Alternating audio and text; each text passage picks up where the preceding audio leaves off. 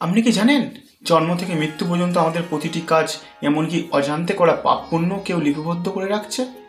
হ্যাঁ, হিন্দু ধর্মগ্রন্থ অনুযায়ী এই দায়িত্ব পালন করেন যমরাজের প্রধান সহচর চিত্রগুপ্ত। কিন্তু সত্যি কি যমরাজের আমাদের এই প্রতিটি কর্মের হিসাব রাখেন? কিভাবে? আসুন জানি এই রহস্যময় সত্য। হিন্দু শাস্ত্র অনুসারে মৃত্যুর পর আত্মা যমলোকে পৌঁছায়, যেখানে যমরাজ তার কর্মফল বিচার করে। গীতায় বলা হয়েছে, যেমন কর্ম তেমন ফল। পাপ করলে নরক, পুণ্য করলে স্বর্গ। আর কেউ যদি সমান পাপ পুণ্য করে, তাকে আবার জন্ম নিতে হয়। বিশ্বাস করে চিত্রগুপ্ত মানুষের প্রতিটি কাজ একটি অদৃশ্য পাণ্ডুলিপিতে লিপিবদ্ধ করেন, যা মৃত্যুর পর যমরাজের কাছে উপস্থাপনা করা হয়। আশ্চর্যের বিষয়, আধুনিক বিজ্ঞানও বলে আমাদের মস্তিষ্ক প্রতিটি কাজের তথ্য সংরক্ষণ করে। তাহলে কি চিত্রগুপ্ত সত্যি অস্তিত্বশীল?